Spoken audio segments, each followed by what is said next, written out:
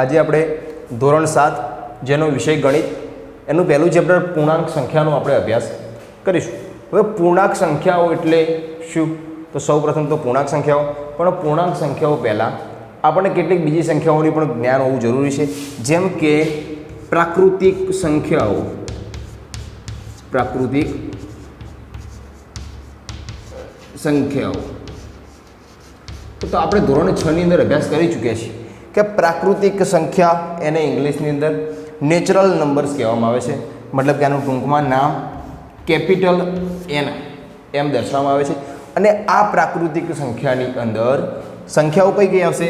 તો અહીંયા લખી દઉં છું, 1 2 3 4 એમ છેક અનંત સુધી, મતલબ ક્યાંથી શરૂઆત થાય છે? 1 થી તેની શરૂઆત થાય છે અને છેક અનંત સુધીની સંખ્યાઓ શેમાં ગણવામાં આવે છે?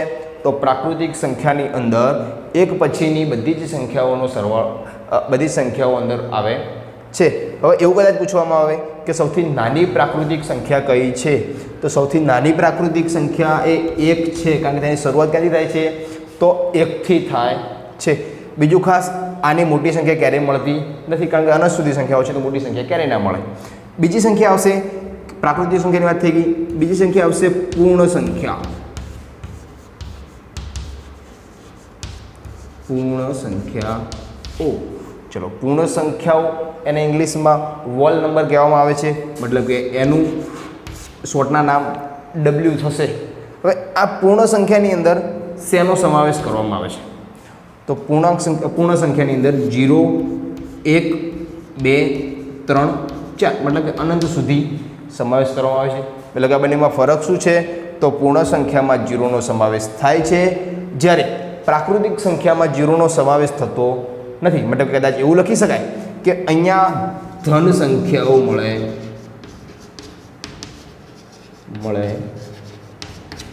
છે, જ્યારે પૂર્ણ સંખ્યાની અંદર શું મળે છે? તો 0 પ્લસ ધન સંખ્યા। આપણે આ બધી સંખ્યાઓને ધન સંખ્યાઓ કહીશું, એટલા માટે આ લખ્યું છે કે 0 પ્લસ ધન સંખ્યા, મતલબ કે 0 પણ આવશે અને ધન સંખ્યાઓ પણ આની અંદર આવે છે। બીજી વસ્તુ એ કે પૂર્ણ સંખ્યાઓમાં સૌથી નાનું મૂલ્ય એ 0 નું રહેશે અને મોટું મૂલ્ય તેનું પણ મળતું નથી। એવું પણ કહી શકીએ કે પૂર્ણ સંખ્યાઓમાં પ્રાકૃતિક સંખ્યાઓનો સમાવેશ થાય છે। ફરી રિપીટ કરું છું કે પૂર્ણ સંખ્યાઓમાં પ્રાકૃતિક સંખ્યાઓનો સમાવેશ થાય છે, પરંતુ પ્રાકૃતિક સંખ્યામાં પૂર્ણ સંખ્યાઓનો સમાવેશ થતો નથી। ખાસ એના કારણે તો 0 ના કારણે।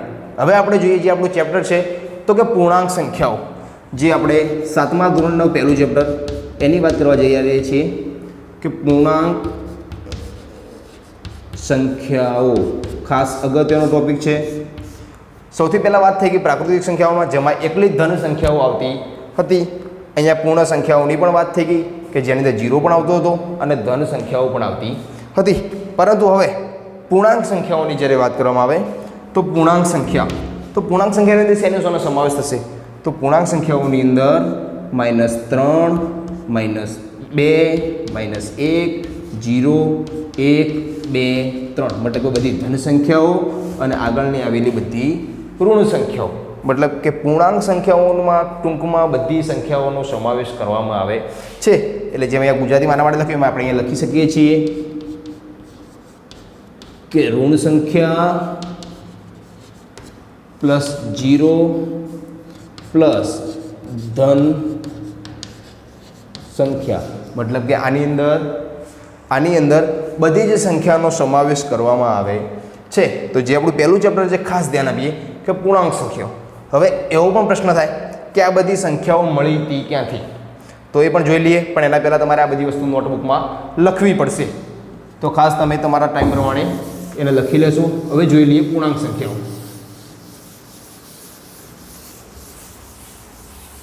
તો પૂર્ણાંક સંખ્યા દર્શાવવા માટે સૌથી પહેલાં આપણે સંખ્યા રેખાનું અભ્યાસ કરીશું।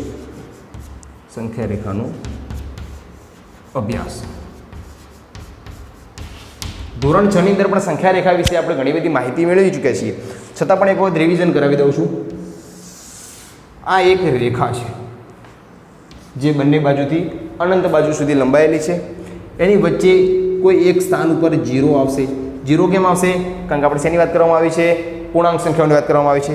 તેની એક્ઝેક્ટ જમણી બાજુ જતા, મારી જમણી બાજુ જતા 1 2 3 4 5 6 7 મતલબ કે ટોટલી અનંત સુધીની કિંમતો બધી આ બાજુ આવશે. આને ધન સંખ્યા પણ કહી શકાય છે.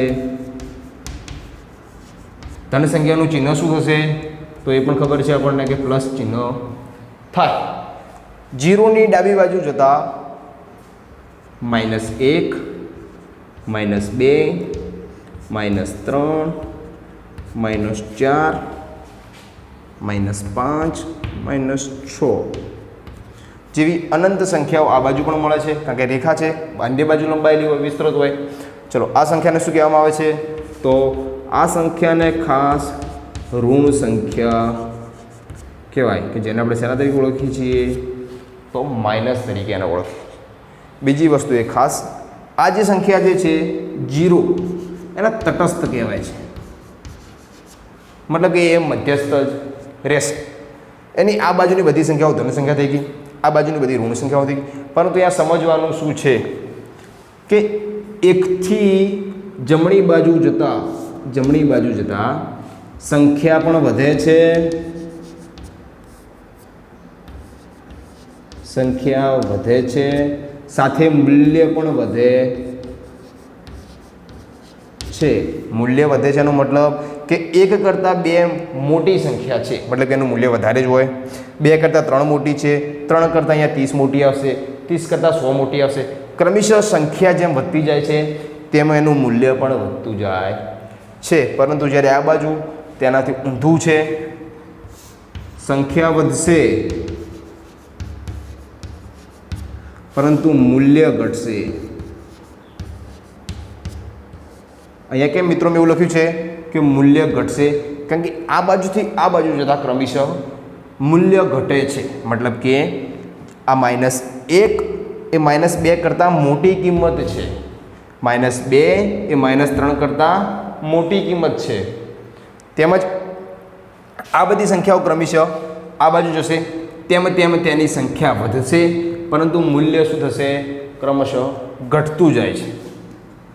ચલો, ત્યારબાદ આગળ આપણે કેટલાક ચિહ્નની ચર્ચા કરી હતી. ખાસ ચિહ્નો પૂર્ણાંક સંખ્યાના સરવાળા અને બાદબાકી કરવાના રહેશે તમારે, જેની અંદર ખાસ તમારે ચિહ્ન વિશેનું ધ્યાન રાખવાનું રહેશે.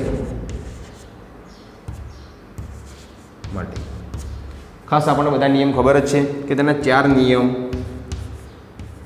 છે. કયો પહેલો નિયમ છે? તો માઇનસ હોય તો પ્લસ થાય. આ બરાબરનું ચિહ્ન નથી કરતો, ગૂંચવાય ના થાય. એટલે માઇનસ તો પ્લસ થાય, પ્લસ તો પણ પ્લસ થાય, પ્લસ તો માઇનસ થાય, અને પ્લસ માઇનસ તો પણ માઇનસ થાય. ધોરણ 6 ની અંદર આપણે આનો અભ્યાસ કરી શકીએ કે કોઈ એક ઋણ સંખ્યા સાથે ઋણ સંખ્યા લેવામાં આવે તો તેનો સરવાળો કરવામાં આવે છે. ત્યારબાદ બીજી અહીંયા કોઈ એક ધન સંખ્યા સાથે ધન સંખ્યા ઉમેરવામાં આવે તો પણ તેનો સરવાળો કરવામાં આવે છે. બીજી સંખ્યા અહીંયા. ત્રીજો નિયમ, કોઈ ઋણ સંખ્યા સાથે ધન સંખ્યા લેવામાં આવે તો માઇનસ પ્લસ તો માઇનસ, મતલબ કે અહીંયા બાદબાકી થશે. અને ચોથો નિયમ કે પ્લસ મતલબ કે ધન સંખ્યા ઋણ સંખ્યા તો અહીંયા બાદબાકી થશે. ખાસ એકાદ બે ઉદાહરણ લઈને સમજાવી દઉં છું કે ચલો, સૌથી પહેલું માઇનસ અને માઇનસ છે, મતલબ કે અહીંયા તમારે 7 આ માઇનસ છે અને અહીંયા માઇનસ આપેલું છે, મતલબ આવું એક તમારી જોડે કિંમત છે. તો અહીંયા માઇનસ મતલબ કે માઇનસ તો શું થશે?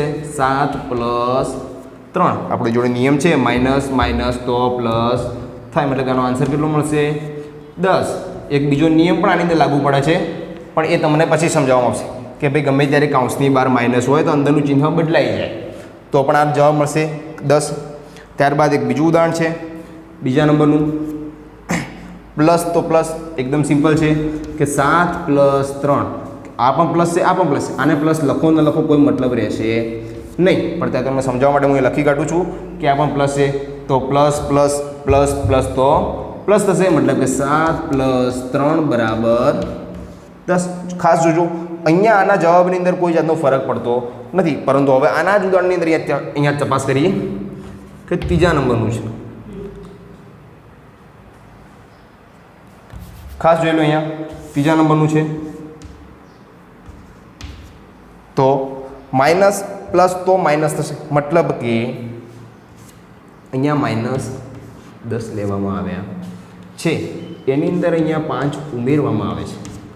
જોજો ખાસ, માઇનસ પ્લસ તો આ બાજુ, મતલબ કે સંખ્યા રેખા બાજુ 10 ક્યાં હતા તો આ બાજુ હતા, આ બાજુ એની અંદર 5 ઉમેરવાનો મતલબ કે આ બાજુ જશે, તો અહીંયા શું મળશે આપણને? અહીંયા -5 મળે. તો ખાસ અહીંયા બાજુ ધ્યાન રાખો. ચોથા નંબરનું છે આપણી જોડે અહીંયા પ્લસ માઇનસ, મતલબ કે 10 - 5, 10 માઇનસ અહીંયા 12 લઈ લઈએ છીએ, મતલબ કે અહીંયા -2, મતલબ કે એનો જવાબ કેટલો મળશે આપણને? જે માઇનસમાં મળે છે. પછી કોઈ ક્લિક કરો.